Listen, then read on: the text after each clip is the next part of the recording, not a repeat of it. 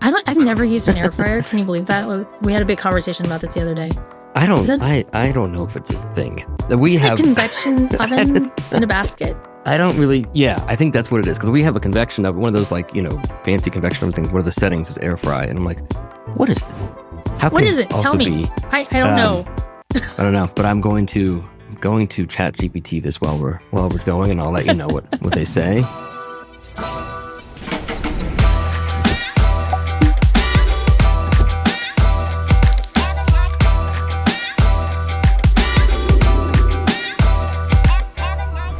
Good to see you.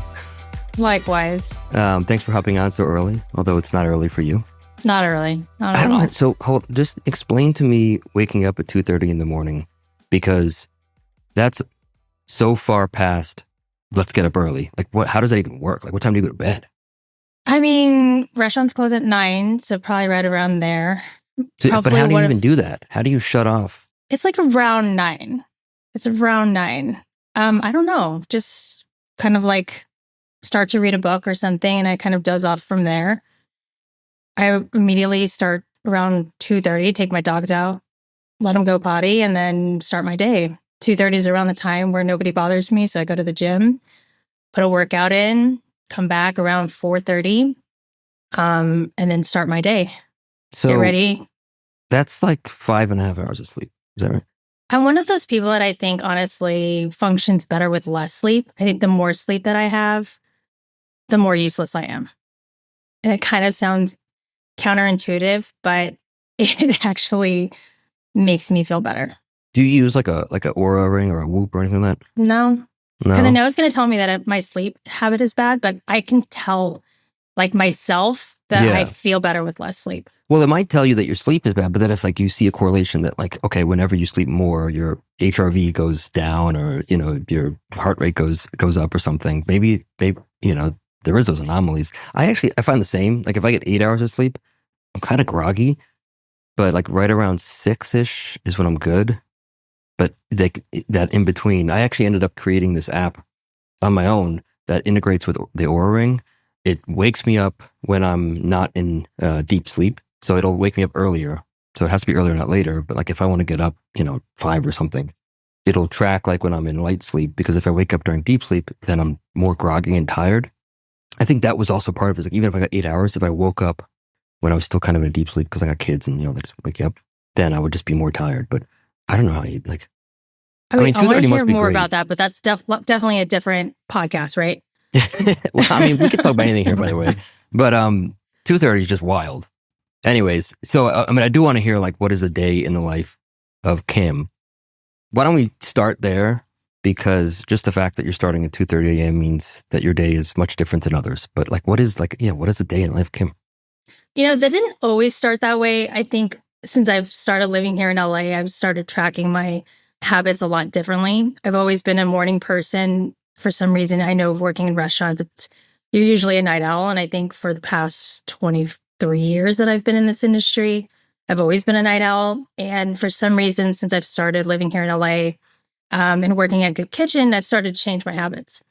And I realized that in the morning, I'm more efficient, I'm more alert, and I feel at my best. And I feel like I can give more to my team in the morning. And so I started to change a lot of the habits. And I realized that if I needed to do better for my team, I needed to take care more of myself first. So at 2:30, that's the only time nobody bothers me. I get no texts, no calls. I can focus on myself. And I found that it actually helped me a lot. And focusing, whether it's getting the energy out, whether it's getting the aggression out that I was feeling inside, whatever that was, I could pour all of that energy into getting that frustration out or getting that anger out or whatever that I was feeling ready for the day. So I could reset and I can feel neutral, start my day, and then go into work with a clear mindset. Yeah. And I found that was like a great reset for the morning so that I could give all of myself to the team. And starting at 6 a.m., all the orders started coming in, and we have 13 restaurants now in California. And that's when all the problems start happening, right? Your shortages, your call outs, all of the issues that all the restaurants start to happen that early. And so what I found out was that if you can tackle that part of the day, the rest of the day was okay, let's just manage all of the other issues that's going to happen. Because if you can manage those issues that are the biggest parts of the day, then the rest of the day is kind of whatever. You can manage everything else. So I was like, okay, let's just get all of this in the first quarter of the day. And then the rest of the day can't get any worse, right? Hopefully. And so I really enjoyed switching that up a little bit and found that I was happier and I was getting better and more efficient as the time went on. And it was, I don't know, just kind of made me feel better. So do you do that on your day off? Do you also get up that early? Yeah, I do. So what happens if you go out to dinner? Like what if you go out to a dinner and you don't get... I'm an early reservation person. If someone tells me 7:30 reservation, I'm like, are we really friends? You don't know me. You know, it took me a while too, but I finally got past the people making fun of me for 5:30 reservations. I'm like, it's just, first of all, you know, it's easier. There's no issues. And yeah, you're done at like 7:30 and you get home, 8:30. I'm totally with you on the early reservation. Yeah, I mean, you've got kids though, right? Like you go home and you get to see them, you put them to bed. At least you can get that routine. Yeah. Yeah. I mean, we kind of have like we have no choice, but even if we have a babysitter, we'll still do an early reservation. It's just, I also don't want to eat at like 8:00 at night. No. And digestion's hard and you just came from a big meal and you need to like let it settle a little bit. Yeah. And if you drink, like I don't drink a lot, but if I'm gonna, if I go to a restaurant, I'll have a drink or two and you don't want to drink too late either. So yeah, like late reservation, like a 9:00 reservation. It's like, oh, when I have to go out west and I'm at dinners and I have like an 8:00 or 9:00 dinner in like Vegas or LA for something, it's brutal because that's like, that's like 11:00 my time. I'm like, I do not want to eat right now. No. And I'm like finishing up, a dinner at like 10 p.m. Pacific time. So it's like 1 a.m. my time that I'm like eating dessert. Like this is terrible. Anyways, so like you start your day early. Got it. I want to talk about like, well, obviously we're going to talk about goop today. But I definitely want to understand, your sort of process of R&D and also where you choose to spend your time. So early, you get in, knock out all the stuff that's more of a pain, deliveries, things like that. And then what's the rest of your day like? So once we handle most of the issues of, the day-to-day operations, restaurants, shortages and things like that, we go into, okay, how do we move the restaurants forward? How do we progress and get more R&D? So R&D isn't just food related. It isn't just what's the new items coming on the menu. It could be packaging. It could be new stickers. It could be the tackiness of stickers. It could be something as simple as let's change the napkin and the viscosity of a sauce, right? It could be a million different things, partnerships that we're working on, or it could be we need to make something better. So for instance, our teriyaki bowl, #1 selling item on our menu. It's been on the menu for 5 years since we've opened. And how do we consistently make that better? So operationally, a glaze on the chicken we might be having an issue and it's not consistent enough. How do we make that better? So that might be something that we're tracking that month. And we'll continue to make that glaze and refine it. And it actually kind of correlates a lot to like fine dining, right? Where you're constantly in mode of refining. And you know this better than anybody, that you work your entire life to perfect a technique and you're working to perfect a craft that you're like constantly educating yourself on. And so that's really part of our job is how do we make this consistent in more hands, in more locations across the board? And how do we tell more people in our kitchens that this is the technique that you're supposed to do? And how do we train everybody to do it when we're not in the kitchens all over the state? Yeah, I mean, when you and I first had a longer conversation, like what I took away when I left that I love so much was it was so clear that that you were so passionate about innovating on the sort of every aspect of not just the food, but the entire digital hospitality ecosystem of what you're doing. Like, and every little thing matters. I love that someone like you is in a place like Goop because you've been at Persay, you've been at LPG, you've been all these incredible places. And obviously we know coming from that world, like the way you do one thing is the way you do everything. That's why, your station is pristine. That's why your apron is clean. That's why your right angles of all your knife pans. That's why all those things matter, is because you can't have a dirty station but have delicious food. You can't not have your mise en place together but have a great service, and they all matter. But I feel like that's something that is so exciting that we're now translating into, digital delivery, things like that, especially when someone like you can do that, because you're getting your hands into everything.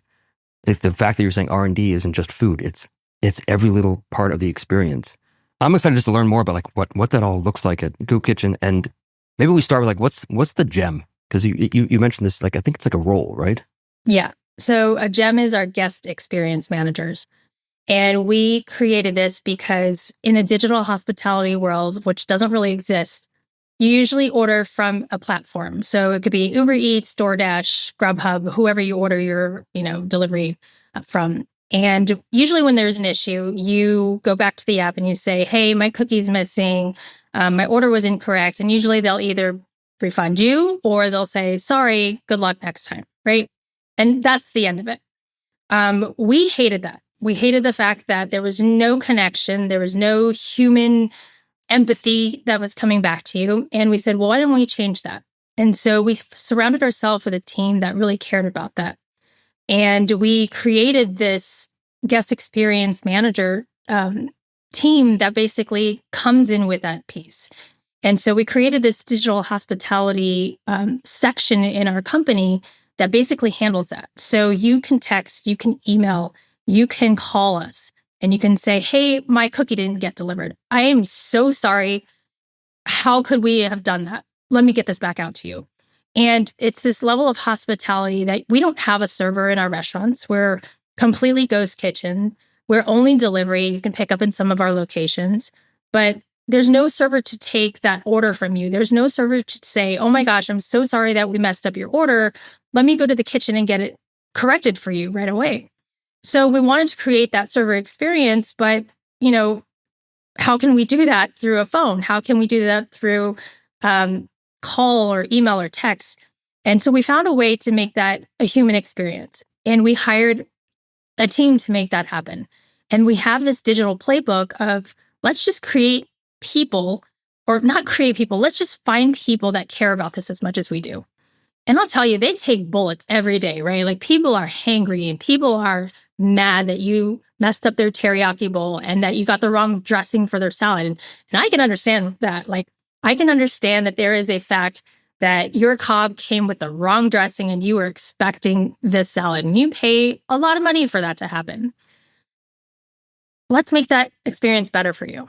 Let's make that experience that you could have easily had completely go wrong, and let's just turn it around and let's just make that a better experience. So we created this entire team to make that a hospitality experience. And from all of the restaurant experience that we've had, we have a team that's come from the Cheesecake Factory. So they know hospitality. And I'll tell you, Brent Benedict is one of our team members that actually heads that. So we created this together with all of our team, and he really owned it. And together we were like, well, what's the biggest issues? People couldn't call us. People couldn't talk to us. People couldn't figure out what was going on. So let's just do this together and let's find somebody that can give you a warm hug through a phone. I am so sorry that we messed this up. How can we make this better for you? And to get that guest back, because through a phone, it's so easy just to say, yeah, good luck. Yeah.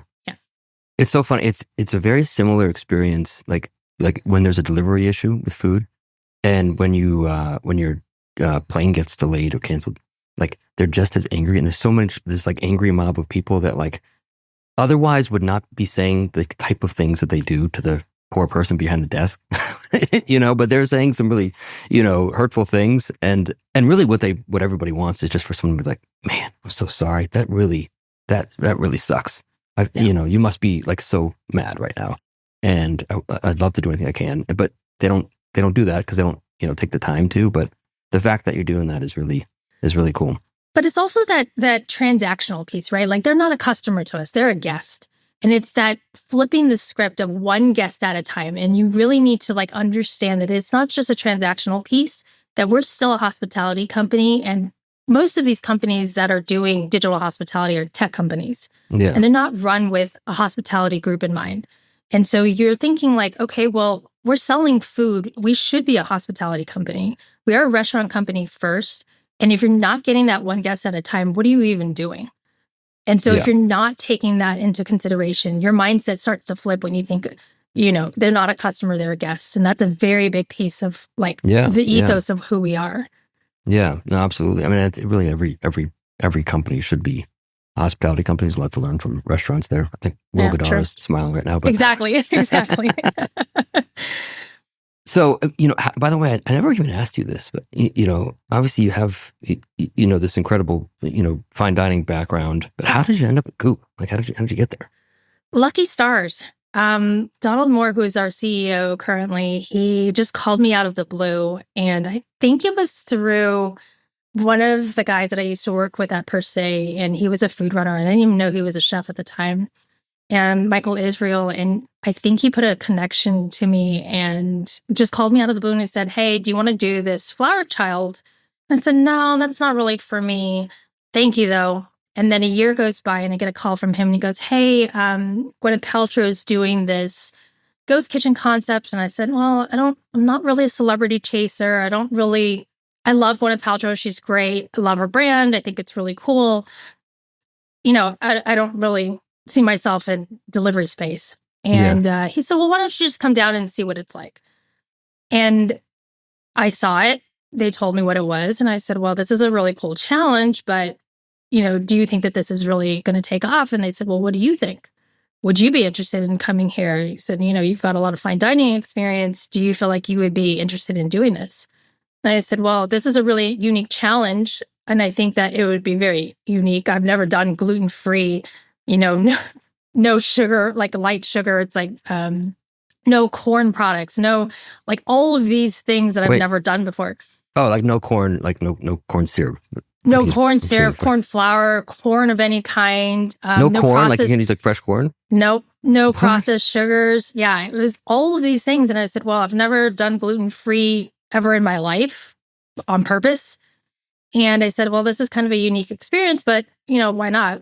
And then we started to talk a lot more about what it was and how we wanted to get better food for people in more locations. And the more and more I thought about it, the more I was like, oh, this is kind of brand aligning. And I loved what they were thinking about and just like getting more food out to people and like bettering the food system and just kind of overall the aesthetics of what it looked like.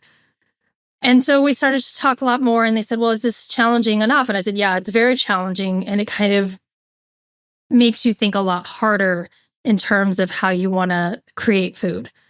And I said, "Well, the challenge I think is gluten-free pizza," right? Like that's something that took me a year to develop. And in a way, it was really creative because I needed friends. I needed help on this. I've never done gluten-free pizza. I don't know a lot of pizza makers. I've got a couple of friends that do pizza, and how many of them do gluten-free and really well without corn? Hardly any of them. And so I pulled a friend and I said, "Hey, do you know anything about gluten-free pizza?" He's like, "Yeah, I got some great stuff." And it was all corn-based. And I said, "Well, you've got sugar in here. What can we do to substitute it?"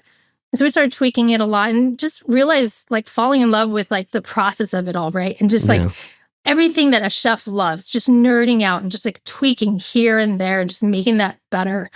I think that whole process was something that any chef could fall in love with it. But you realize like you created a beautiful product that you can share with more people. That I think was like what really got me. And what it's great about is that you have so much more impact because there's so much more scale. You can have, it's not the people that come to that one place, That's right, when they have a reservation. But do I do this now? Yeah. Okay. Sure, I want to like dig into the gluten-free pizza, selfishly, and also just like, I'd love to learn like what you learned about that. Is it gluten-free flour? Are you using, how are you going about it? And what were like the biggest like takeaways to make it good, not soggy, crispy, but still have texture? gluten-free pizza sucks. I'll just say that. We ate a lot of gluten-free pizza, and I'll say it is just not very good. It's starchy, it's ricey, it's like, it's just not very good. And we've eaten probably every brand out there that we could get our hands on, and probably over 100 brands. Any place that we could eat, we ate like for an entire year. Anybody that had gluten-free pizza, especially LA, New York, we would just travel and eat.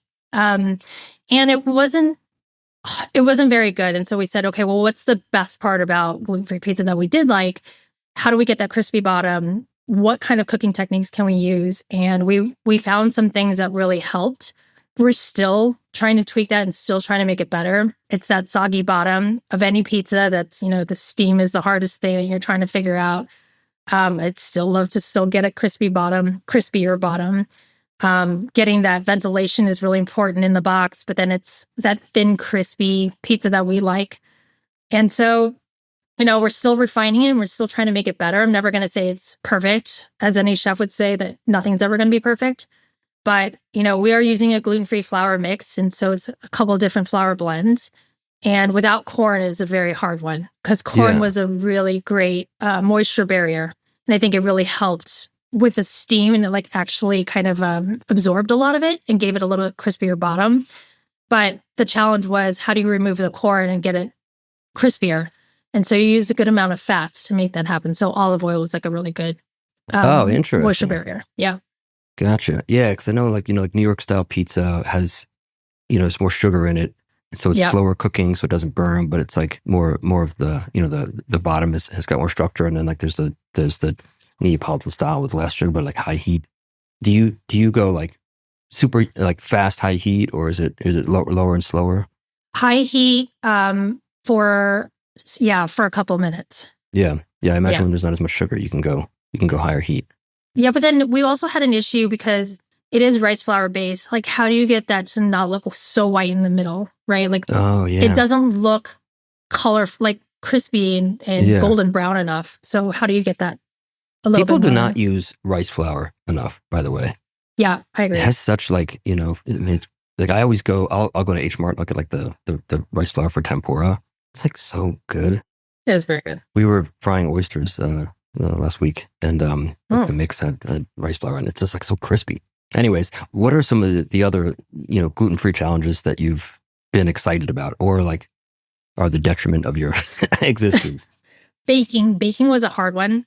That I think was like a very eye-opening experience for me. I've not done a lot of gluten-free baking in my life, and then using like refined sugars, like sugar, white sugar, brown sugar has been something of a staple. Like baking is hard enough that you can make really good pastries. It's fairly simple, but also very delicate, and there's a good balance of it. But removing gluten and refined sugars is very difficult to do. What's actually really interesting, I'm going to shift a little bit, is the delivery space. That 40-minute window is kind of on average on how long something will last, from the time that it leaves the restaurant to the time it gets to a guest. And that was something that was a very big learning curve that we didn't actually anticipate when we were creating a lot of these dishes that we had to backtrack on. And so when you're thinking about like how hot food arrives or how long something gets soggy for, we'll never eat our food right away. We want to see how a guest is actually eating it. So when we prepare a lot of our food, we'll put it in a bag, we'll shake it around, we'll test it 40 minutes later and see how that pizza is tasting, see how that teriyaki bowl is eating. Does it shift too much in transition? And that was something that I never thought of when we kind of like started this whole thing. That makes so much sense. I imagine that has to be the part of your R&D process for anything on the menu at all times, right? Is that you're making something and letting it sit for X amount of time before you eat it, because nobody's eating it right away. Yeah. I mean, now we know, but we didn't know that, to begin with when we first started. What are some other parts of the R&D process for you that are either like super similar to what you were doing, in the restaurant space, or completely different that you were really surprised about? I mean, I think I'm surprised every day by something. I mean, there's just so much that you learn, whether you know it or not. How much people care about everything. It could be the smallest thing to the biggest thing. Staples on our bags, right? Like we want to make sure that they're enclosed. Well, they want to reuse their bags. So how do you close the bag, but also make it reusable? Because you can't have a strip in the bag that closes it, but you have to close it somehow. You have to seal it somehow. So the staples make it reusable, but then you can cut yourself when you put your hand in the bag. And then like there's so many other things in this business that we're still trying to figure out. So if you have any ideas, please swing on my way. Well, are you thinking about, you're probably not because of just of the food, because the food, I'm looking at it right now, obviously pretty, it looks very wholesome. Obviously fried things to go are horrific. Is that like, how do you guys think about maintaining crispiness when you're sending something?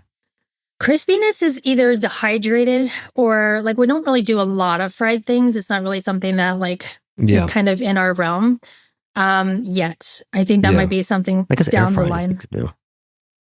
Isn't that like convection oven? I don't even know, honestly. I've never used an air fryer. Can you believe that? We had a big conversation about this the other day. I don't know if it's a thing that we have. A convection oven in a basket. I don't really. Yeah, I think that's what it is, because we have a convection oven, one of those like fancy convection oven things. What are the settings? Is air fry, and I'm like, what is it? What is it? Tell me. I don't know. I don't know, but I'm going to chat GPT this while we're going, and I'll let you know what they say. But any other like, I mean, look, there's so many delivery challenges. Not and again, not just the food, but yeah, like the handoff. Like you get the food. Like we order here, not that often, just because there's not a ton of great food, but like every once in a while we will. Wonders around here and a couple of things. Shout out to John Adler. But the bag just ends up on my doorstep. So I'm just waiting there. And there's like a bag, that's just it's not. And like they always put it in front of the door. So like when I open the door, it's like pushing the bag out. That part of the experience, even, like I have to imagine that that's something that you're thinking about as well. Like, okay, what's the handoff? Like, yeah, we think about every bit of it, from the time that it leaves our hands to the time that it, like some of our partners that actually hand off the bags to the drivers, even. We find frustration, and then we start to take over that piece. When you're talking about crispy things, there are some companies out there that give a lot of textures and flour bases that help pull out moisture and humidity when it's in a container. So someplace like Griffith Foods and the larger manufacturing plants that do have the starches do help with the crispiness in places like that. So if you're looking for something like that, let me know. I do have some connections, but it's not something that we deal with, but there are some places out there that definitely do it. Yeah. By the way, you were right. It's a high-speed fan positioned very close to the heating element, a small cooking chamber to concentrate the heat and airflow, and a perforated. It's convection in a very small space. Yeah, because I see it all the time in like what is it? Like the Breville convection ovens. The ones that are like on your countertop. Oh, it is 2 to 3x the velocity of traditional convection ovens. So it's basically convection at a high velocity in a very enclosed space. That makes sense. It's like rapidly drying things. Okay. Yeah. Okay. I got you. But it's not really air it's not frying, yeah. I guess. It's but yeah, it's, well, I guess frying is kind of a way of dehydrating, right? Well, it's funny because most people don't realize that frying is actually a dry cooking method. Yeah. They think it's a wet cooking method, but it's not, because it is removing moisture actually from the atom. So we're gonna we'll circle back a little bit, and then as it relates to today, with in your background, I mean, I have so many lessons I learned in the fine dining world that have nothing to do with cooking, by the way, that still stick with me today. I'd love to hear like if you have some that are still with you today that you learned from any of the I mean, like places. Cutting tape, and I mean, like I think all of the ones that you probably deal with, trim versus scraps. There's so many things that I probably do all day, every day, that I can't not think of. Keeping your station clean. I don't know. I probably do so many things that I don't even know probably come to mind right away, but are just inherently something that I do all day. Like, I don't know. Tell me something that you do. Well, I mean, yeah, same. There's a bunch, but they tend to like manifest into things that have nothing to do with cooking, even though they were cooking related. Like I remember one of my first jobs was at Oceana, Rick, and he was terrible to me, like horrific. Like every day I would come in, he's like, "Why are you here? Like, just go home. Like, why do you wake up in the morning?" Because he was trying to break me down. Over time, I was sort of earned some trust, and he's like, "Okay, we're going to make the crab cake mayo today." Great. So I remember like walking to the station, and he's like, "Okay, at 7:45, we'll start making it." And so I walked over. I got there like 5:30 or something, and I was like, "Okay, great, let's do it." And he's like, "Where is everything?" I was like, "Oh, I thought we were going to make it." He's like, "Where's the mise en place?" I was like, "Well, we'll gather it." And he's like, "This isn't culinary school, kid. You have to earn the right to." He didn't say it this way. He said it in a lot meaner way. But basically, what he said is, you need to like earn the right to learn. And the premise being like, yes, of course, I should have had all the mise en place already built out, measured out, ready for this thing, so he could just step in and show me. And that for me has translated to over the years, like you don't just you're not entitled to learn more things. You have to earn it. You have to work hard for it. And that meant early on me going in early to learn bread from the bread baker, and just doing whatever they needed, and going into the fish butcher and just doing whatever they needed. And then over years, as I would get mentors, whether I was going to a new, starting my own food business or starting this business, anybody that wanted to help, I knew I had to do the work, and I had to, go out of my way to show that like I will do, like I'll take action on what they say and things like that. There's many things like that stick with me that it's a food lesson, but it actually translated into something much more. Huh. Yeah. No. Do you think that the generation that's coming up, like, what do you think about them? Like, I'm just going to flip the script, because I think every generation says, you never worked as hard as I did, right? Like, you never went through what I did. And it builds character to a point, because I think when we were growing up and we went through those ranks, there's a certain level of hazing that was, whether it be good or bad, we went through. And obviously you can't do that now. And when you look back on it, you're like, yeah, that was probably not something that was great, but we went through it, and you are the person who you are now because of it. Yeah. What do you think about the generation now? I mean, it's hard. I don't want to sound like that cynical, like, oh, these kids these days, because there's things that, that are very good about it. We worked, 100-hour weeks. We worked 6 days with 2 doubles. That was just kind of what it was. And you get paid, for a shift. And, the way that we learned was just being yelled at. And it was kind of a battle with everybody, yeah, in a healthy way. A lot of that I think is good. And a lot of it I'm sure is probably toxic. I don't have a good answer. I think there's probably like good and bad. The idea though of being in the trenches with people and going through suffering together builds a bond, like independent of like is our craft different? Are there as many people that are as good, because you have to aerosate something 5,000 times to be great at it. Yeah, that stuff. Yes, maybe there aren't as many experts, but also like, I don't think you can have the same bond, because, when you go through those battles where it's just hard, but you're doing it together with people, that bond just stays forever. The people that I work with in those restaurants are friends for life. And that's the part that I think maybe changes. Yeah. I don't know what you think. No, I agree. John Adler and I started the same day at Per Se, and he and I have, anytime you like see someone, you just like go back to those memories, and no matter how much time passes by, it's like being in the military, right? No matter how much time goes by, you go back to those people, and you go through wartime. Yeah. And I think there becomes this mutual respect where you and I never worked together, but the minute we talk, we're like, yep, yeah, I we know, worked together. and then there's that bond that's like, even though you weren't in it, maybe that's similar to the military when people, where you just know, you're like, that you went through the trenches. So that part, I think, I'm sad about that part. I think there's good and bad about that, but I do also think the craft, there's so much more information there now available where you can see. So maybe, I don't know, like I think about like, making a tart dough. I don't know, I'm just making something up. And I remember having to make it like 100 times, or making foie gras and having to make that every day for like 2 years. And like, it took that much to know how to like feel for the veins when you're pulling them out, know exactly where they are. And the right way to sort of press it in was not too hard.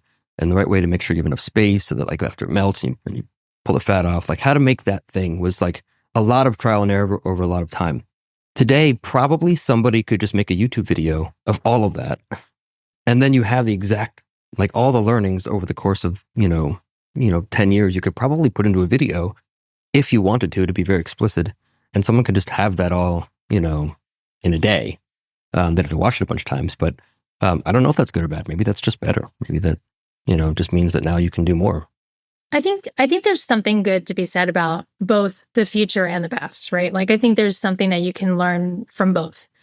And there's something nostalgic to learn from the past and that craft that you can have to rely on, the feeling and the memory that you have. But there's also something about the future to learn from, in the sense of, although you may know it, you've never done it, how do you like incorporate both of them into your own experience? And there's so much to learn from the younger generation. I learn from them all day, every day. And I'm like, hey, can you help me with something? And I use them for a lot of expertise, like tech, right? They know a lot more than I do. And I love that. I love that they want to teach me. But then I can also teach them a lot of things too. And there's this really great generation that is coming up in our company that they want to learn and they want to care more about it. And it's never this generational drift that I appreciate, that they care more about what they want to get better at. And they like to ask questions and they're curious. And as long as you remain curious about both ways, whether it be the older generation, the newer one, that there's this neutral ground and there's not a separation. And as long as everybody is like in this even playing field and there's no separation, I think that is something to like really be excited about. Yeah. I do think that requires, though, what you all are doing as well, which is you have to be mission driven. What I love about what I'm making an assumption here, or I'm sort of assuming of the entirety of the group of this generation, that they do seem to be more mission driven, or like that's important for them even more than the dollars. So having something that they can get behind is really important, and that's when you want to actually obviously learn more. I do have a question for you, actually, because I remember when I left Cafe Gray and I started building the first fast casual restaurant that I had, and then working on that, and then over the years of that, the way I cooked at home actually changed, and even just my style of cooking changed. I'm curious, do you cook differently, or are your tastes different now with it? Of course. You've been doing this. How so? Yeah, of course. I think my food's more simple and it's more like organic, like not organic in the sense of like I'm using organic produce, and yes, I am, but it's organic and like whatever's nearby, I think I'm cooking, and it's more, I don't know, loose, I guess, kind of. Yeah. It's not like very, I used to be very regimented in like what I was making, and like a chef, right? Like you just wanted to have like a prep list and knock it off and not really be thinking about it. And now it's just kind of like free flowing. I think I'm more conscious about what I'm eating. I mean, I'm getting older, I pack on more pounds, and it's just easier to really like, be mindful about that. But I think I am really being more conscious. And especially being in this brand, you're doing a lot of label reading. And what you were talking about before about the new generation really caring about what they're eating. I think that's the generation coming up. Yeah. You have to be able to be mindful about that. And it is something that we all have to be careful about. It is not wild. Just following trends, but, just talking about what are you really putting in your body? I mean, it's pretty wild, the things we eat. I mean, I grew up Lucky Charms, Yeah, I don't even think that's ramen, legal in top many ramen countries. all day, every day. Spam, I'm not even sure it's legal, like that. What is it, the red dye number 5 or 40, whatever? Yeah. My kids don't get Lucky Charms. I mean, they're missing out, but but yeah, Pop-Tarts. Yeah, I mean, whatever it was. What's the other one? The toaster strudels. Oh, those were so good. Josh, the key you and I was are like you and I are right here. 2 packets of the glaze with one strudel. So you always have extra strudels that you don't know what to do with. But like I would used always to need sandwich extra glaze. them. Oh, that's a good idea. And then because like the ratio of crispiness to the bottom. Yeah. Pop-Tarts were like, I would do Pop-Tart sandwiches too, though. Never did that. I think I made I think I used to do peanut butter and jelly sandwiches with Pop-Tarts. Look at you. So, what? By the way, on the label front, what's your thoughts on the seed oil? You know, we went down this whole rabbit hole on for about a year on what seed oils were good, were bad. You know, Can you doctor. explain to me what? Because to be honest with you, I feel like now this is when I feel like really old. I'm like, what do you mean? Like pumpkin seed oil is amazing. Like, explain what is what is this thing about seed oil that is where at least the theory of why it's bad? Yeah, so seed oils mainly being canola oil, vegetable oils. I know it sounds crazy, like seed oils in general, Yeah. but really was causing inflammation. And I think it really started from really the source and where are you getting these seed oils from and what are you talking about when you're talking about seed oils? And there's a company called Seed Oil Scout that really started to promote these, and you would have to buy into their app, and you could be on a restaurant that was on their app and say, you know, you're seed oil free. And a lot of it was due to inflammation, your body would, you know, not be so great. It would reject it. It would be not so healthy for you. And so I went down this rabbit hole of understanding why this seed oil bit was so bad for you, sesame seed oil, and it was just really about the health benefits about it. And I found out that a lot of people did claim to say that it was inflaming them a lot. It was something that they found for health benefit reasons that was their trigger. But it was something that really started to come out a lot in 2024, 23, 24. And so I just did a lot of research, talked to a lot of dietitians, doctors, nutritionalists, and wanted to understand a little bit more about it. So we switched in Goop Kitchen very quietly. We went to seaweed oil. So it was this company that we found that was using seaweed it was a really cool system that they would ferment seaweed to extract oil from. And it was a really cool regenerative source. And I love the benefits of seaweed. And I didn't even know that that was like a thing. And then, you know, it was really hard. It got really expensive. And so we found this, which is really cool, winterized avocado oil. And winterizing avocado oil allows it to not congeal when you're putting it in refrigeration. And so that was the hardest thing because we wanted to go to a more natural oil. It was a little bit easier to get. And winterizing avocado oil allows it to not congeal. So all of our dressings, marinades, all of that stuff still remained a little bit more, you know, at room temperature would be a little bit more, what do you call it? Loose or more of a consistent product at room temperature and refrigeration. And we were able to kind of switch over to that. So, you know, I think not only for trend, but for health benefit reasons, we switched completely over to avocado oil, olive oil, and coconut oil for our restaurants. And just wanted to like understand that a little bit more for just health reasons. But like when they say seed oil, it's not like all seeds then, right? It's just like certain Yeah, seeds. it was most targeted for like canola oil, vegetable oils, things like that. It's funny because canola soybean oil. I only remember this from a long time ago. It was like, it just means Canadian oil, low acid Canadian oil.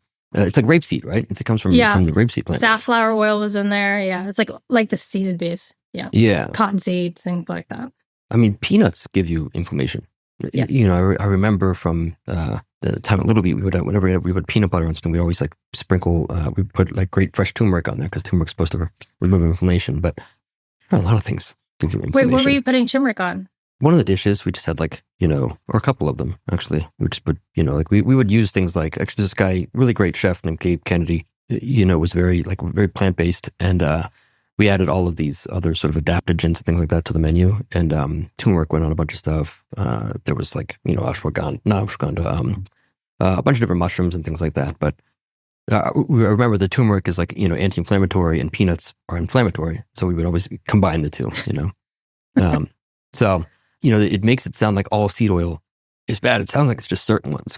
You know, I hope we never get rid of like incredible Austrian pumpkin seed oil because it's insanely good. And I think I think it's on a case by case basis. I think if you find a very cold pressed, like very specific oil that you can find the source of, I think little by little is great.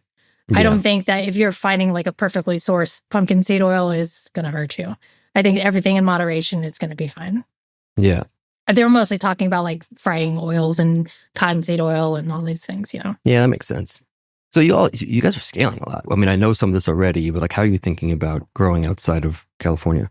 We're definitely thinking about it. Next year is going to be a big year for us. We're going to open 14 more locations. And it's going to be out of state. It's going to be our first ones out of It's huge. state. Yeah. Do you think about Scary. like regional cooking when you're going to other places? I think we're definitely going to have to. I know we're going to have to. Carrots from California are not going to taste like carrots in another state.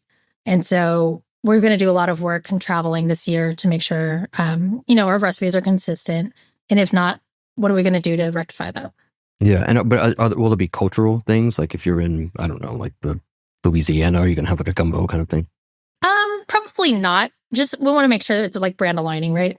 I don't know if gumbo is really goopy, but maybe. Well, actually, tell me about that. Like, can you how do you describe Goop to people? Goop Kitchen. Goop Kitchen is taking classics and putting our own spin on it, cleaning it up in the way that we know that is sustainable for lifestyle. And so we'll take things like a teriyaki bowl that has 90% sugar, and we'll clean it up with no refined sugars. We'll make it a little bit better. We'll get organic chickens. We'll take white rice and we'll put brown rice into it, and we'll give it a little bit more vegetable-driven sides. And we'll find the best products that we possibly can. So we'll make our own teriyaki sauce. We'll find like really great kale salad, and we'll just put a chef spin on it. So we'll dress that kale with like a really delicious miso vinaigrette. We'll find the best pickled ginger we can, and we'll add our fun twist to it. Yeah. Like, what are there things that would not show up on a Goop Kitchen menu? I'll never say no because who knows? Like there might be a time that it could possibly happen. I don't know. Yeah, but like right now, are there things that you're like, we probably won't have, fried, French fries on the menu or something? I don't know. I don't know. I can't say no. Okay. 100%. All right. Keep your options open. I like it. Have you thought about, I've been hearing this a lot more lately, this sort of movement towards hyper personalization of food. Like everybody, as we learn more about we were talking about the Whoop and the Oura Ring and things like that. Like, as we learn more about our specific, needs, I feel like, I'm hearing a lot more of this, very, very personalized, food based on not just like allergens, but other things. Is that something that ever, gets into conversation for you guys? Oh yeah. I think Wonder's doing something really incredible, or they're looking into a lot of that. We're studying a lot of those, especially here in LA where there's a big need for that. That is something that's definitely on our radar. We've been discussing a lot of. How do you think about that? Is it just more options, or is it more sort of customization? Or I mean, there's so many different angles that you can come from. It is a lot of customization, but also we have to be careful on the modifications that can happen because that'll definitely slow down a lot of production. So there's so many different things that, technologically we can only hold ourselves to, but we also want to make sure that we're not losing that guest experience. So, I mean, look, we're going to be thinking about a million things, and how much actually works from the user experience is what's going to be what we actually test out. And we'll probably test them out in a couple of different places. Yeah. I mean, what are you most excited about right now, or what's keeping you up at night? Everything's keeping me up at night. Well, not for long, by the way, because you get to bed pretty early and wake up pretty early. So, I mean, expansion, like that is terrifying and exciting at the same time. What's most terrifying about it for you? Just quality, consistency, making sure that we're getting enough product to everybody, growth, getting the right people into play. Our team is amazing. This is probably the most exciting team I've ever worked with in the history of my culinary career. I wake up. It is insane. I love everybody I work with. And I know it sounds very like annoying for anybody who's listening, but I wake up every day excited to see the people I work with. We start each day with a hug, and I know it sounds silly, but That's awesome. I honestly That's so cool. I love the people that I work with, and I'm ready to do anything with these guys.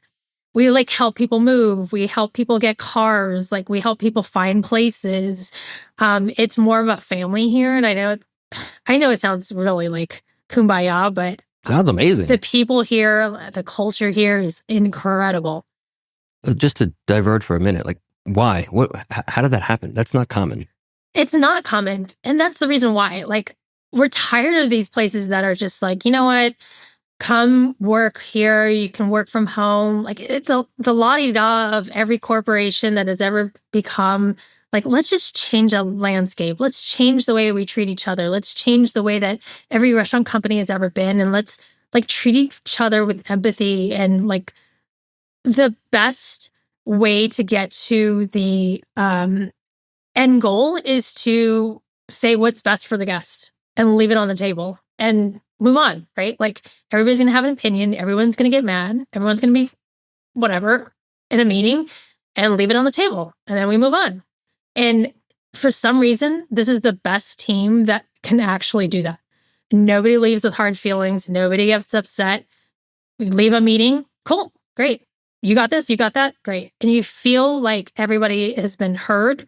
You feel like everyone has had a voice at the table, and you feel like everyone has their respective roles, and you can move on. Yeah. Do you then have to, I don't mean to sound like negative, but then do you have to weed out people if right away you realize that they're not going to fit into that culture? Haven't had to do that much. That's good. Yeah. I mean, they do it themselves. Yeah. Yeah. Okay. So expansion is keeping you up. What else are you like super excited about? Expansion as well. We're going to be opening our first restaurant, full experience restaurant in One Paseo in really? near San Diego. Like dine in? Dine in. You can also do to go and also do delivery from this restaurant. So we're pretty excited about that. That'll Where be is opening. It's called One Paseo. It'll be in San Diego. Oh, in San Diego? Yeah. Tell me about that. So who runs that? So are you going to be there a lot? What I had no idea about this. Figuring it all out right now. So that'll be opening probably about summertime. So we're kind of in the midst of that, finding plateware, signing leases and all of that. Oh, the lease is signed, but really designing out that space. It's really beautiful. So everyone's got, it's not really like a full seated, like fine dining restaurant. It's kind of like very quick service, but very bespoke. And so we're kind of changing the landscape on what that quick service looks like and giving it a little bit more of that like half Michelin star to 1-star experience. And I don't know, kind of like playing it off a little bit more. So we'll see with it. Do you think Michelin stars like matter anymore? I think it matters to chefs more than some people. Yeah. And do you think that's a good thing? Or? I don't know. You know, I have a chef group and everyone's just kind of like, you know, it's over. I can't believe this. Everyone's got their own opinions about it. It's hard to see from afar, like some places that you know deserve it and some places that you're like, oh, didn't see that coming. I don't have an opinion. I'm not in that game anymore. And it sucks to see some places, but I don't know. Yeah. What's your opinion on it? I think it's just a little bit dangerous because it's extrinsic, you know, like you don't necessarily, like, I don't think Thomas Keller needs someone to tell him that Per Se and French Laundry are incredible. But because it's there, it's there. And if for some reason they lost a star, it would be detrimental. But I can probably guarantee you there's not much that had changed. You know, Daniel Boulou was a star. And like, but he has an incredible restaurant. And it probably didn't impact him as much because, you know, he's a great person. But I feel like it does more damage than good because it's so extrinsic, you know, and it's not, you know, I would imagine that, you know, when you were in if you and Chad were in a different world, Chad from Sweetgreen, and you both just had restaurants, it would mean a lot more to him that if you felt that his restaurant wasn't great than if he lost a star from Michelin, and vice versa. But because it's there, it becomes this thing that, you know, you have to live with, and it can create, I don't know, I think it can create the wrong incentives for why you do things, because great food can, you either have a great restaurant or not. I think I love hearing Rich and Mario talk about it because they're so anti, you know, Michelin star, but they're so obviously like, you know, maniacal about creating an incredible restaurant. and that like the Michelin has nothing to do with it. That's just, they know that their guests have a great experience, and that they're curating this experience that might not be for everybody, but is what they love. And there's a lot of people like that. And I just think that, I don't think it's, that the intention is bad, but I think it can create the wrong incentives and can create like, some mental health issues, Oh gosh. and 100%. obviously, so I'm not sure. I don't know if it does more harm than good, but I think that's with everything. When you're waiting on the New York Times review, or, it's, like, do you need some, you do, unfortunately, you need someone to say that so that you get more business, but it's tough. It is tough. I mean, you're in this sort of digital space now, and you guys are testing out a bunch of technology, using a bunch of technology. What's your thought on AI and how it's impacting how you all operate, and just really how you think about how it relates to creativity and staying like independently innovative as a chef? Like, is it replacing anything? Is it diminishing anything? Is it changing anything? And what is it making incredibly better? I think it's great, and I think it's useful, honestly. We use it very delicately. We use it for calling pulls for restaurants. So let's just say, for example, we're cooking rotisserie chickens. It'll give us a tool to say to our chefs, okay, for Monday at lunchtime, you can cook 12 birds, right? And so that is extremely helpful to let them know how many birds to cook. That way your yield is a lot better. You're not wasting any chicken, although the chickens are getting pulled for Caesar salad, but it gives them a better ideation of like how much they're actually doing. And especially around the holidays, they have a better cue of what they're looking at. When it comes to AI, as far as anything, data analytics, that's very helpful because it definitely helps our team to pull that information a lot faster. I think when it comes for chefs, like writing menus, you can definitely tell when it starts to happen. And you start to see like the trend of a lot of digital restaurants start to like read the same. And I definitely can pull a lot of restaurants and I'm like, oh, I can see like the same verbiage is starting to happen, or the same trend of words clumped together are starting to happen. And whether they're using AI or not, you can start to see a lot of that starting to play into place. I think it does kind of like impede a little bit on creativity, and it doesn't allow chefs to be as playful and witty. But I think it is also kind of a fun tool if you're stuck, right? And you're writing copy for a menu and you're just like, I need a playful name for a pizza. And you're just like, I'm at a mental block and I can't think of anything. There might be a time where it can pull you out of a funk. But for a marketing team, I think they use it quite a bit, and maybe it's a helpful tool for them. I don't know. When it comes to our company, I think we use it every once in a while when you need to, make sure that when you're writing to a guest a thoughtful letter, let me just make sure that I'm saying this correctly. Is there anything wrong here? And you want to be very empathetic, but you want to make sure that you're being, very sensitive to what you're saying. You can be very specific on what you're asking for, and just going over that to make sure to double check, triple check that what you're saying is correct, whether it be politically or whatever. I think that's a helpful tool just to double check your work. And we use it quite a bit. And I think that there's a time and place for it. Yeah, we use it all the time, obviously, on our side, but on the cooking side, like generating recipes, I feel like I don't know if that will ever actually work. I mean, there could be I think there will be a lot of opportunity for fixing things. We use it actually a lot for getting a lot more clarity on instructions, because instructions for recipes are typically not clear enough. Yeah. And it can be helpful for prompting, like, hey, what size pan? Sure. How much space between this if you're going to be searing it, things like that. We're just ask these questions that like then you can add more clarity.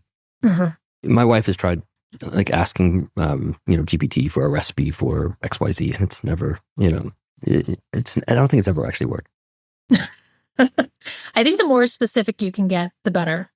Yeah, that's for sure. I mean, there's a bunch of stuff that works incredibly, and I use it for workflows and things all the time, like literally like every single day. But what are you thinking, 5 years from now? What's going to change for you and for Goop? 5 years from now, I'm hoping Goop Kitchen has a bunch more locations. The quality and consistency is at the same pace that it is now. I'm hoping that, we IPO one day. That would be really cool. No, I'm joking. I really hope we don't, because I hope that the quality and consistency of Goop Kitchens remains like that privately owned, very cared for brand that does remain humble, that does remain what it is today. And that's made it so good. You've seen so many of these places that do IPO and they lose a lot of the heart of what it's become. And what made it so great. And they lose a lot of the places because they're playing into the trends or the influencer games. And you've seen it a lot. Starbucks, Yeah. they go so far into the influencer game that they have to come back to center. And what made them the best coffee shop in the world was they were selling coffee and they wanted people to lounge around a little bit more. Yeah. I hope that Goop Kitchen is in more places, and I hope that we're feeding people in the best way possible. And I hope that we're hiring more people to better the culture of the hospitality group and just doing it in a better way possible. Yeah. And how about you? In 5 years from now, what's going to change for you? God, I didn't even think I'd be here in 5 years. So I have no idea what's going to happen in 5 years. Isn't that, I'm on the same way. Like when I look back, like it's just like, what am I doing here? I never would have ever thought that. Well, I hope in 5 years, you'll say the same. Like, wow, I never thought that this is where I'd be in 5 years. So this was awesome. I'm so grateful that you took some time to come on here. And also just thanks for all the, support and all the, all the feedback you've shared has been really, really helpful. Thank you. Appreciate it. I do want to come visit the kitchen soon. Now I just don't know which kitchen to visit, but we're moving our headquarters very soon. So you should come visit us in our new kitchen. Oh, where's that? I can't tell you where yet because it hasn't been released, but it's Can going you to be tell really... me the state? It'll be in California. Okay, gotcha. All right, that's enough. But you're going to love it when we Awesome. open it up. Well, I look forward to that.